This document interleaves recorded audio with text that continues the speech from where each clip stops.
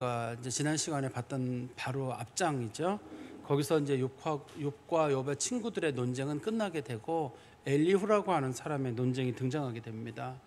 그동안 이제 욥하고 욥의 친구들의 논쟁의 중심은 어떤 내용이었냐면, 욥이 이제 갑자기 그 부유한 사람에서 가난한 사람이 되고, 건강한 사람에서 병이 든 사람이 되고, 자녀들이 많이 있을 때 자녀가 다 죽게 되는 일이 생겼거든요. 그래서 이제 그 문제를 놓고 욥은 왜 내게 이런 일이 일어나는지 모르겠다 하는 게 욥의 생각입니다. 욥은 하나님께서 자기에게 왜 이렇게 하는지 욥은 잘 모르겠는 거예요. 그렇지만 욥의 세 친구들은 뭐라 그랬냐면, 그런 일이 일어난 건 내가 그만한 동기를 제공했기 때문이다. 내가 인생을 잘못 살았기 때문에 그런 일이 있는 것이다. 이런 식으로 서로 얘기가 됐었거든요.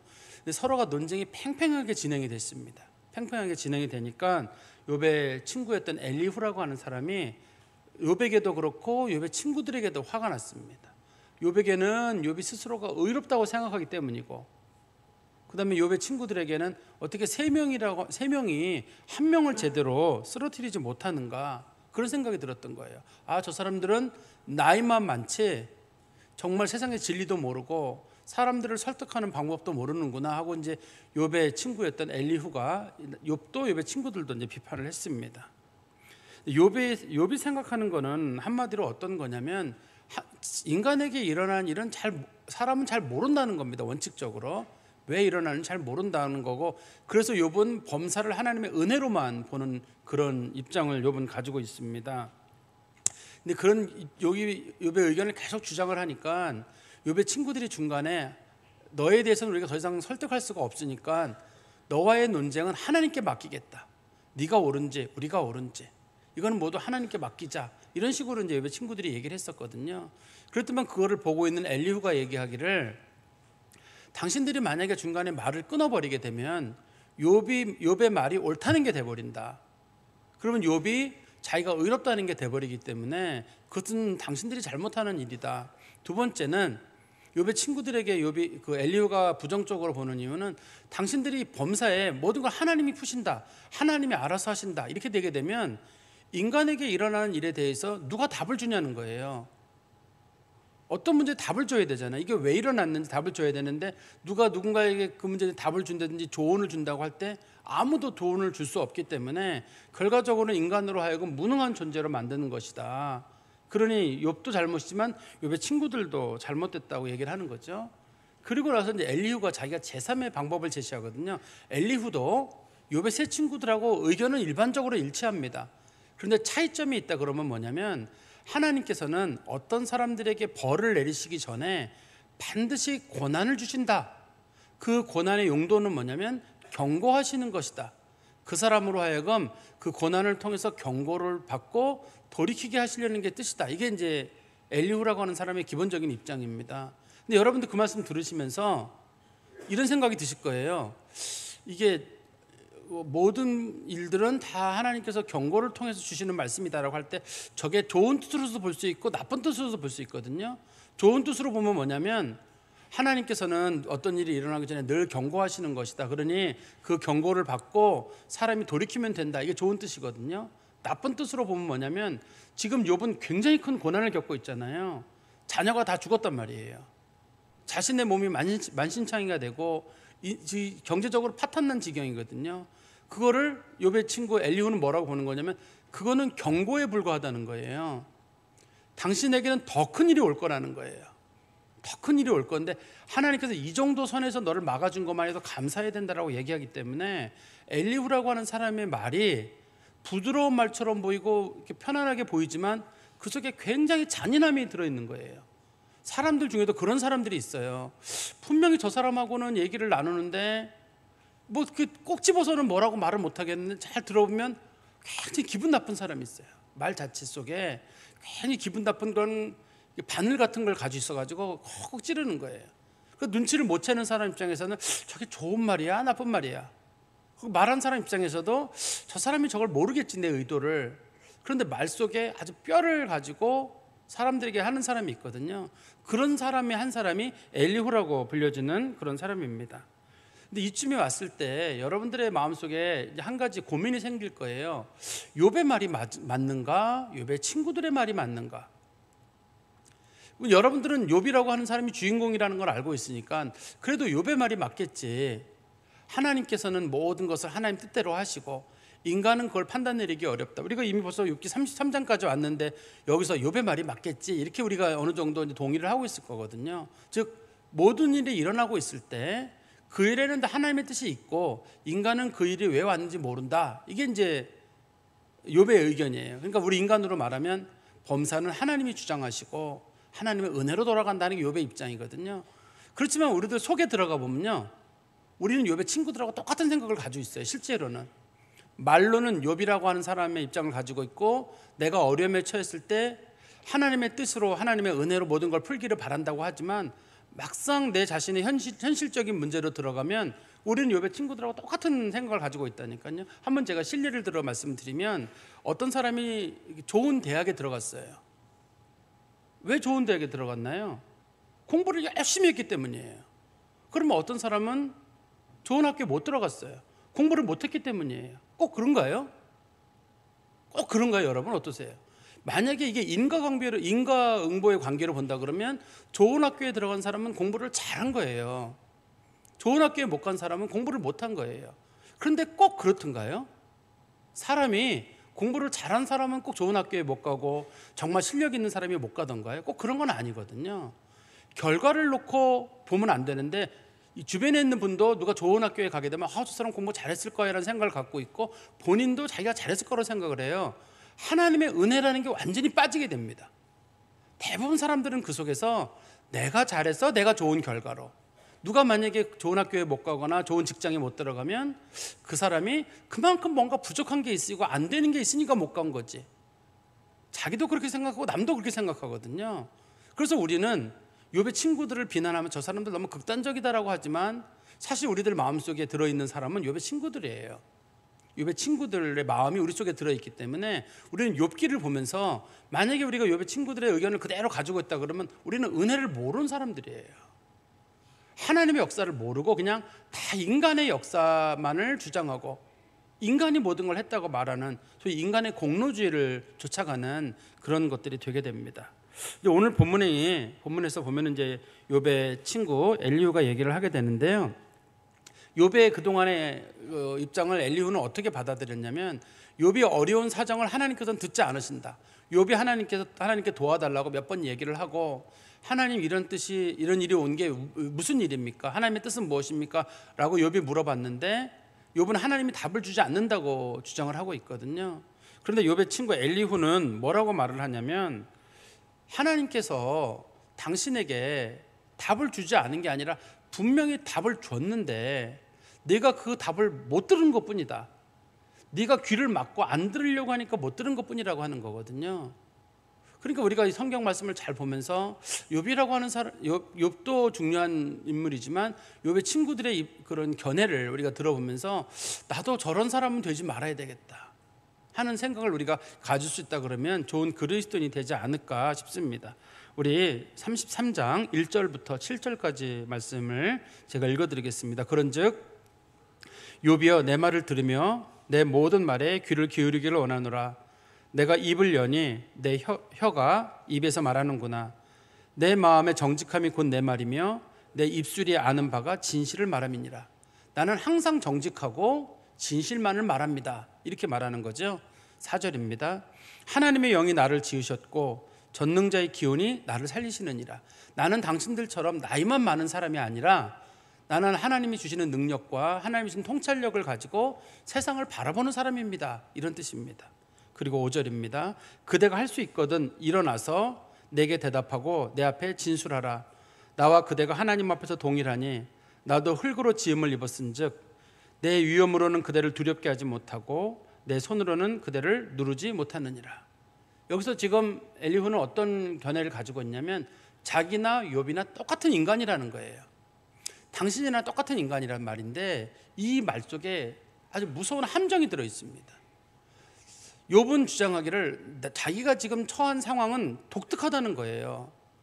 나는 이런 일을 한 적이 없기 때문에 이런 일이 내게 온 이유가 난 모르겠다는 건데 엘리후는 뭐냐면 왜 너 자신을 특별하게 보냐는 거예요. 너나 나나 먹고 사는 거 똑같고 너나 나나 다 죄인인데 왜 너만 유독 죄인이 아니라고 하냐는 거예요.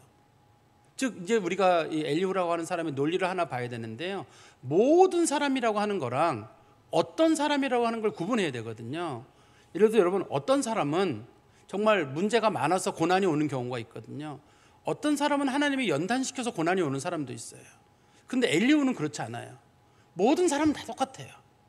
너나 나나 흙으로 지어졌고 너나 나나 부족하기는 마찬가지인데 누구는 덜 부족하고 누구는 더 부족하고 그런 거 없다는 거예요. 우린 다 똑같다는 거예요.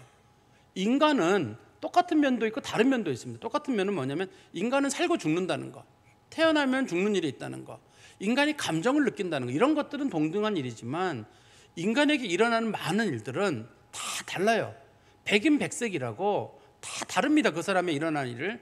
근데 그거를 전부 다 똑같은 각도에서 봐가지고 그 자기가 가지고 보려고 하는 그 견해를 가지고 모든 사람들을 똑같이 봐버리게 되면 결과적으로 자기도 똑같이 상하게 됩니다. 왜냐하면 누군가가 나는 정말 그런 일이 없어 라고 얘기를 했을 때, 아니 그런 일이 어떻게 없을 수 있냐는 거예요. 다 똑같은데, 모든 사람들이 똑같은데 뭐 너만 결백하느냐, 그런 식으로 이 사람이 논리를 전개하게 되거든요. 그러니까 우리가 이 욥의 친구 엘리후의 말을 들으면서 여러분 머릿속에 한 가지 정도만 좀 담아두셨으면 좋겠는데, 모든 사람을 다 똑같은 관점으로만 보지는 않았으면 좋겠어요.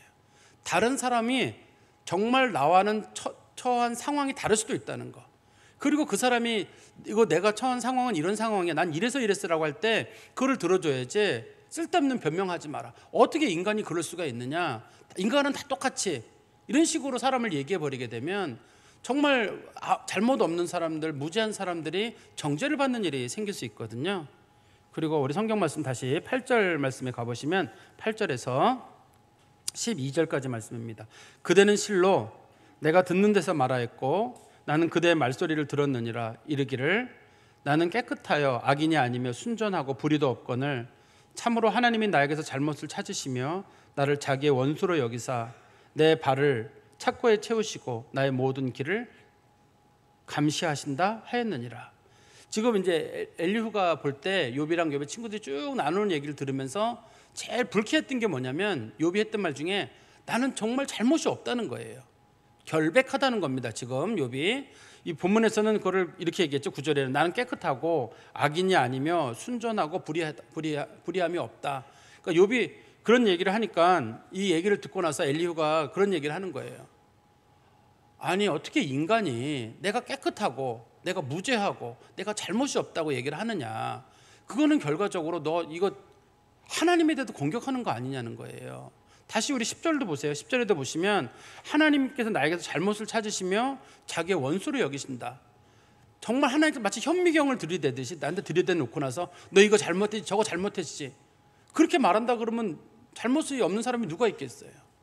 근데 욥이 말하는 건 내가 이만한 벌을 받을 만큼 잘못이 없다는 거지 자기가 아주 그냥 깨끗하다 그런 건 아니잖아요.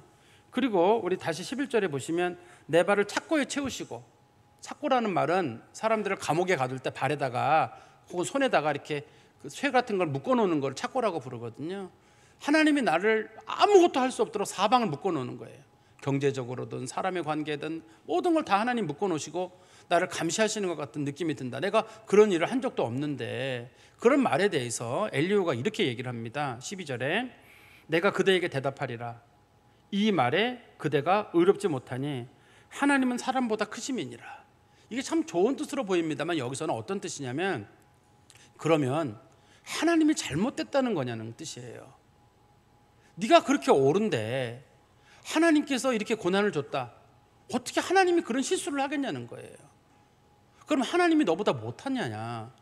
너의 의로움을 지키려고 하나님을 어떻게 네가 원망할 수 있고 하나님에게 어떻게 네가 책임을 물을 수 있냐는 거예요.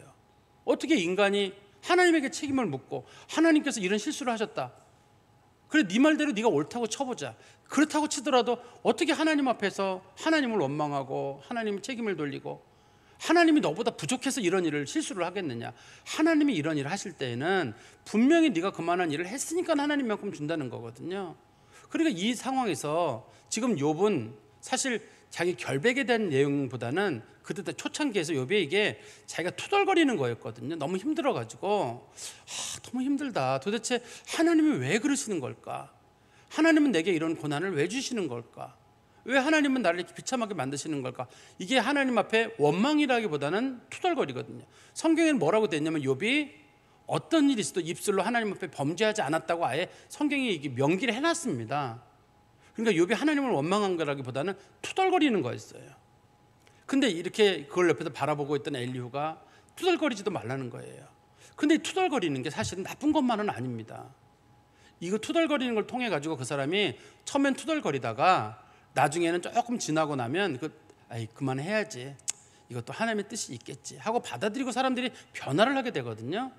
그런데 옆에서 투덜거리는 사람한테 가가지고 대부분 신앙생활 잘한다고 하시는 분들이 뭐라 그러냐면요, 어떻게 예수 믿는 사람이 하나님을 원망하느냐, 어떻게 투덜거리느냐, 예수 믿는 사람이 어떻게 그렇게 말조심을 안 하느냐고 이렇게 한다든지, 혹은 가족들 중에 누가 돌아가셨다 할 때 굉장히 슬퍼하고 있으면 예수 믿는 사람이 왜 그렇게 천국에 소망이 있는 사람이 그렇게 슬퍼하고 앉아있냐고, 당신 예수 믿는 사람 맞냐, 하늘에 소망 가운데 있지 않느냐, 누가 소망 가운데 없대요?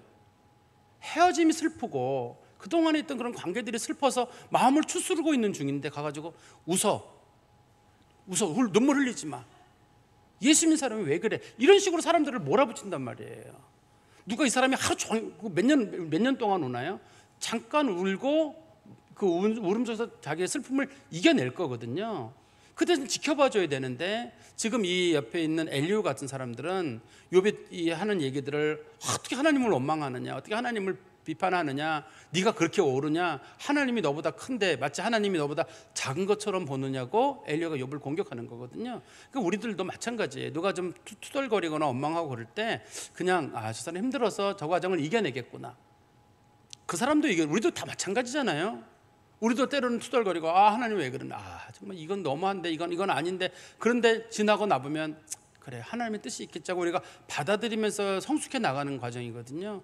그러니까 우리가 혹이라도 우리도 그렇듯이 다른 사람이 혹 하나님 원망하는 것처럼 보이거나 불평불만하는 거 보이거나 막 누군가한테 가서 막 짜증내고 막 누구 얘기하고 나올 때 예수 믿는 사람이 큰 부정적인 얘기하면 안 돼, 이러지 마시고 그냥 힘들어서 그러는가 보다, 저 사람은 잘 이겨내겠지 하고 기도해주고 바라보는 게 그리스도인들이 가져야 될 태도가 아닌가 저는 싶습니다. 그리고 13절부터 우리 말씀을 보시면요, 13절부터 18절까지 먼저 볼까요? 하나님께서 사람의 말에 대답하지 아니하신다 하여 어찌 하나님과 논쟁하겠느냐. 이 말은 욥이 가지고 있던 생각 중에 중심적인 생각 중에 또 한 가지예요.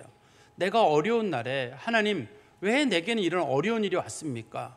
하나님께서 무슨 답이라도 한 말씀 주시면서, 이래서 이건 연단이라든지, 이거는 네가 지은 죄의 대가라든지, 이것이 잘못됐고 저것이 잘못됐다든지 하나님이 말만 해줬으면 참 좋겠다라고 욥이 하나님 앞에 기도한 적이 있었거든요.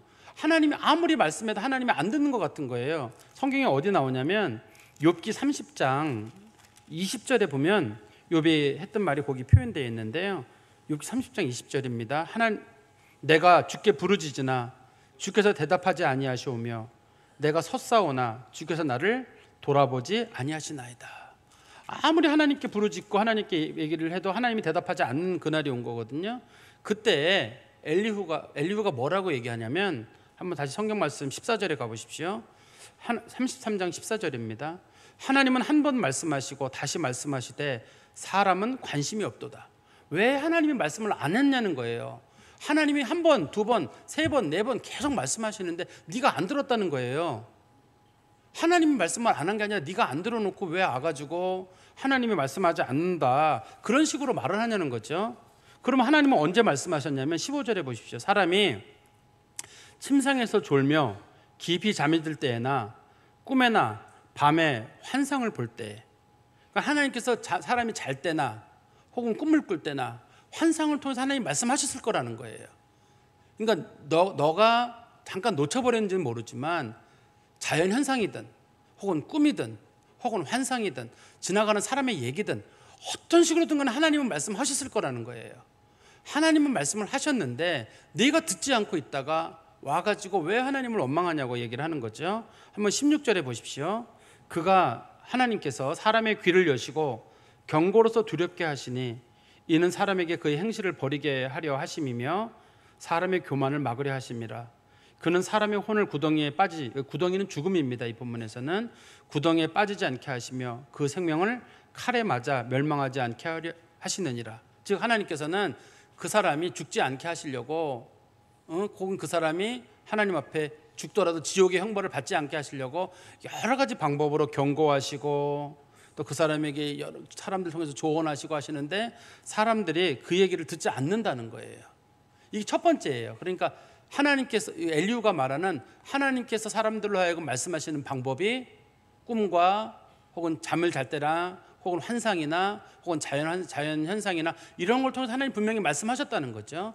두 번째는 19절부터 22절에 보시면 혹은 사람이 병상의 고통과 뼈가 늘 쑤심의 징계를 받나니, 병상의 고통은 육체가 아픈 거예요. 뼈가 늘 쑤시다는 말은 이 욥기에서는 뼈가 마음을 나타내거든요. 사람 속에 있는 뼈를 나타내기 때문에 사람의 마음이 아프다라든지, 그러니까 몸의 질병이거나 마음의 질병은 하나님께서 사람을 통해서 깨닫게 하시려는 하나님의 수단이라는 거예요. 다시 성경에 보십시오. 20절입니다. 그의 생명은 음식을 싫어하고 그의 마음은 별미를 싫어하며 그의 살은 파리하여 보이지 아니하고 보이지 않던 뼈가 드러나서 그의 마음은 구덩이에 그의 생명은 멸하는 자에게 가까워지느니라. 사람이 몸이 아프거나 마음이 아파서 죽을 만큼 힘들어지는 건 하나님이 그걸 하여금 깨닫게 한다는 거예요. 지금 욥이 몸이 아프잖아요. 머리 끝부터 발끝까지 아픈데 그게 하나님께 너로 하여금 깨닫게 하시는 거라는 거예요. 보통의 경우는 그래요. 보통의 경우는 사람이 몸이 아프면 마음이 겸손해지는 건 맞습니다. 겸손해지는 게 맞고, 경제적으로도 어려워지면 사람이 마음이 우울해지고 겸손해지는 건 맞아요. 또 자녀들에게 문제가 생기거나 그러면 마음이 겸손해지는 건 맞아요. 그 상황이 맞습니다. 맞지만 지금 이 상황을 모두에게 적용시킬 수 있는 그런 거는 아닙니다. 이 본문에서는. 왜냐하면 우리가 한번 잘 생각해 보십시오. 이 사람의 말이 맞다 그러면 질병에 걸린 사람 다 형벌을 받고 있는 거거든요. 질병에 걸린 사람들은 전부 다 형벌을 받고 있는 사람들인데 모든 질병이 다 형벌일 수 있나요? 어떤 사람이 하나님 앞에 잘못을 저질러서 몸이 아플 수도 있어요. 그렇지만 대부분의 사람들은 그냥 아픈 거잖아요. 내가 과로를 했다든지 혹은 유전적으로 몸이 좀 약하다라든지 혹은 여러 가지 환경을 통해서나 사고를 통해서 몸이 아플 수 있잖아요.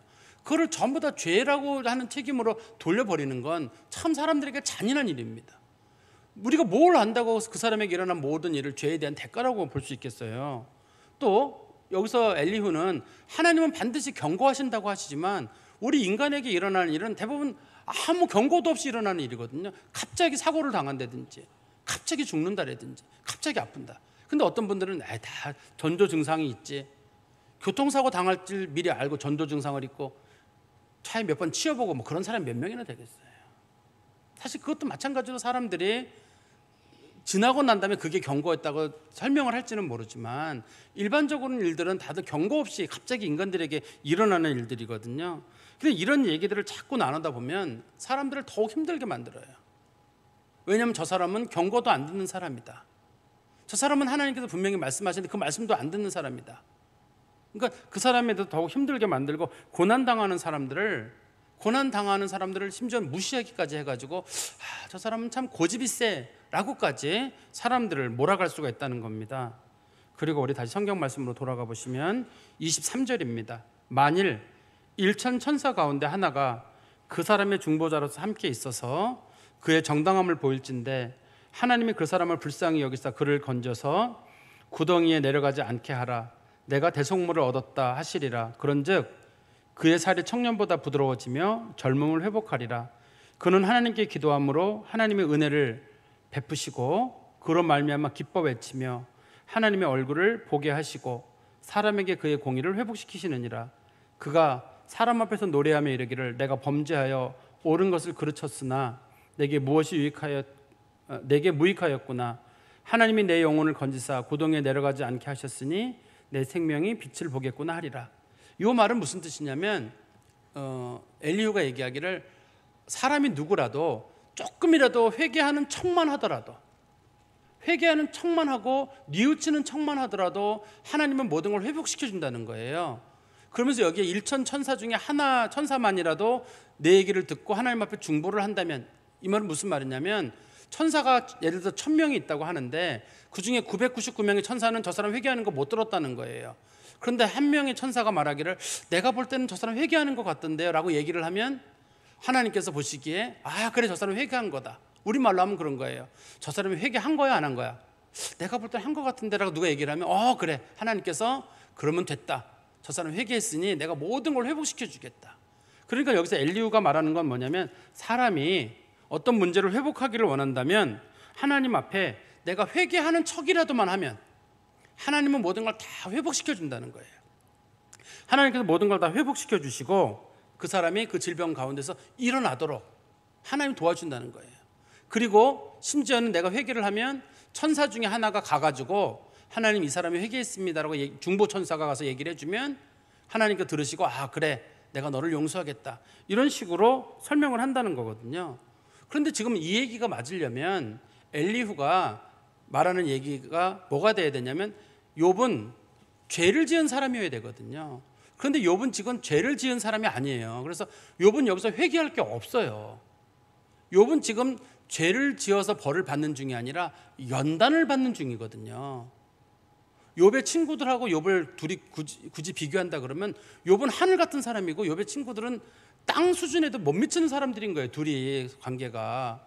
그런데 욥이 지금 고난을 겪고 있다 보니까 욥의 친구들이 저건 우리보다 부족해, 저 사람은 문제가 많아, 그래서 고난을 겪는다고 자꾸 조언을 하는 경우거든요. 지금 욥은 어떤 경우냐면 우리가 왜 달리는 말에 채찍을 가한다고 하는 것처럼 우리 그거 한자로 주마가편이라고 하잖아요. 욥이 신앙생활을 잘하는데 하나님께서 더 잘하라고 욥에게 지금 충고하시고 격려하시는 중이신 거예요. 근데 욥의 친구들은 그걸 모르는 거예요.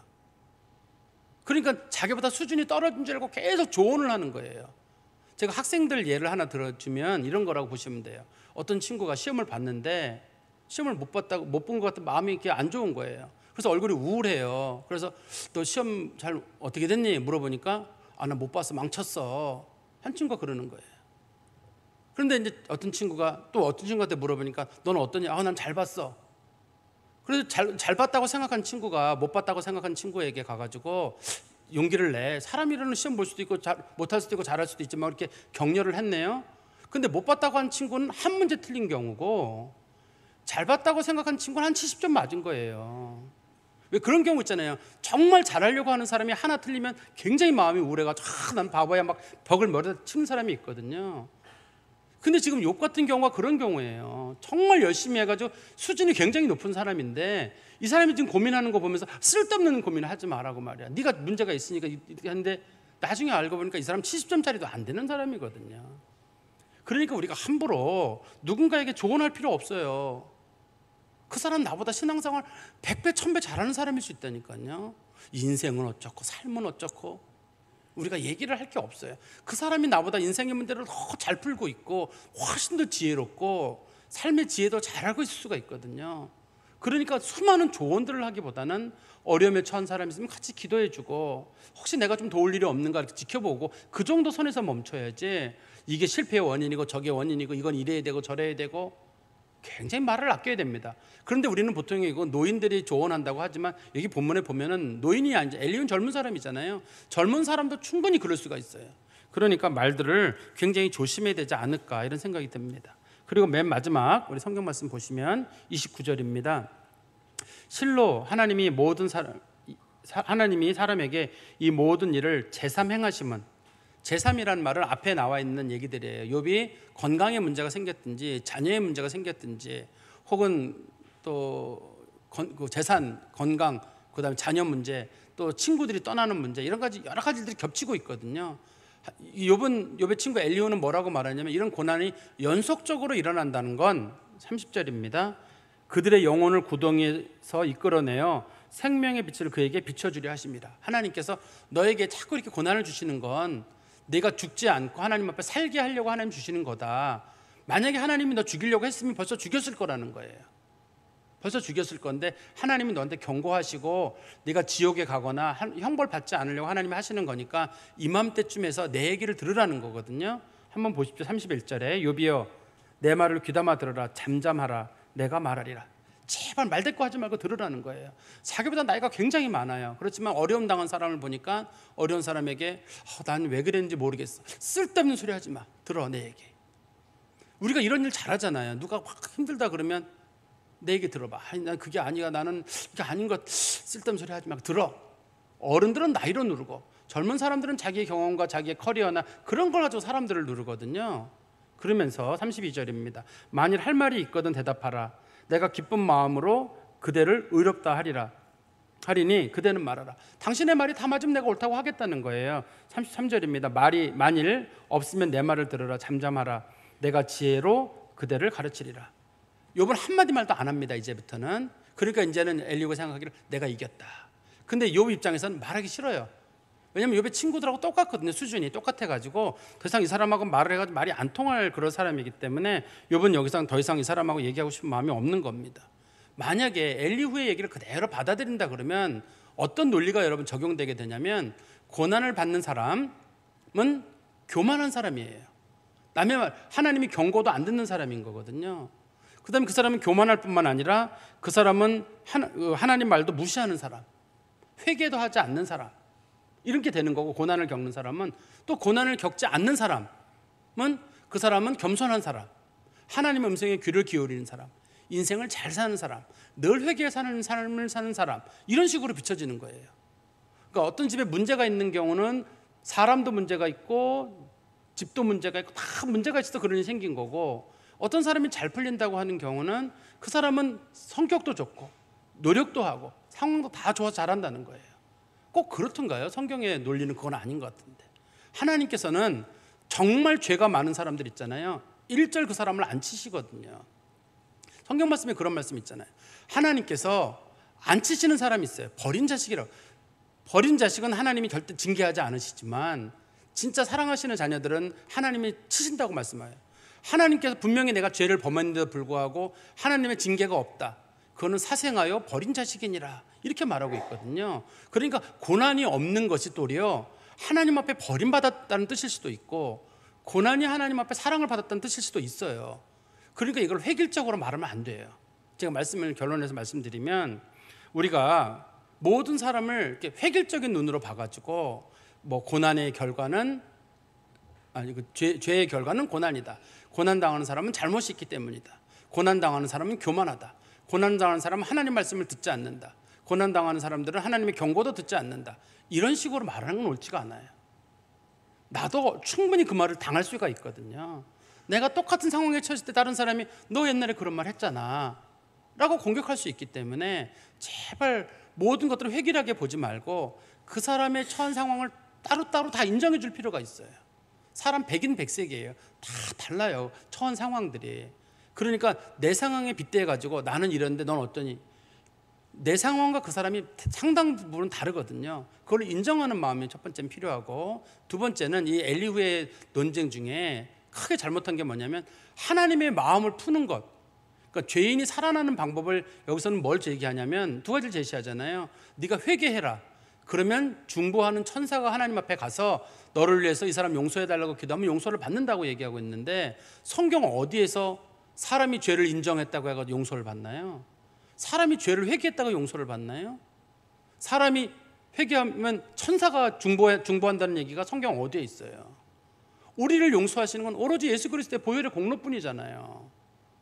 사람을 용서하는 건 예수 그리스도의 보혈의 공로밖에 없어요. 인간이 죄를 회개해서 용서받는다, 그러면 예수님이 왜 와요? 그거로는 안 되고, 참된 회개는 뭐냐면 예수 믿는 게 참된 회개예요. 우리가 불신의 길에서 예수 믿는 길로 돌이키는 게 죄 용서를 받는 유일한 방법이거든요. 중보자 되시는 분 예수 그리스도 한 분밖에 없어요. 천사가 무슨 우리의 중보자가 돼요? 이 사람이 당시에 떠도는 얘기들을 가지고 지금 욥이라고 하는 사람을 몰아가고 있는 거예요. 전혀 모르는 사람이거든요. 하나님의 진리를, 우리는 하나님께서 가르쳐주신 진리를 알고 있어요. 그 진리는 뭐냐면 사람이 하나님 앞에 의롭다함을 받는다든지, 사람이 삶을 얻는다든지, 회복을 얻는다든지, 이건 다 예수 때문에 가능해요. 오직 우리는 믿음에서 믿음에 이르게 하나니 오직 의인은 믿음으로 말미암아 산다는 것처럼, 구원의 길도 예수 믿는 믿음으로, 예수를 붙잡음으로, 그 다음에 그 사람이 삶이 회복되는 것도 예수로 말미암아서. 사도행전 4장 12절에 사도행전 4장 12절에 여러분 잘 아시는 말씀이 있습니다. 다른 이로서는 구원을 받을 수 없나니 천하 사람 중에 구원을 받을 만한 다른 이름을 우리에게 주신 일이 없습니다 하였더라. 예수 그리스도 외에는 구원받을 이름을 준 적이 없어요. 천사도 안 되고 내 의로움도 안 되고 나의 경건과 회개도 안 되고 예수 그리스도를 믿는 그 믿음밖에 아무것도 없어요. 지금 엘리야가 아무것도 몰라서 이런 일을 하는 거잖아요. 우리도 마찬가지예요. 원인이 이렇고 저쩌고 그렇게 조언할 게 아니라 예수님 잘 믿고 예수님 붙잡고 내가 죄가 많은데요. 그래 예수님 붙잡아.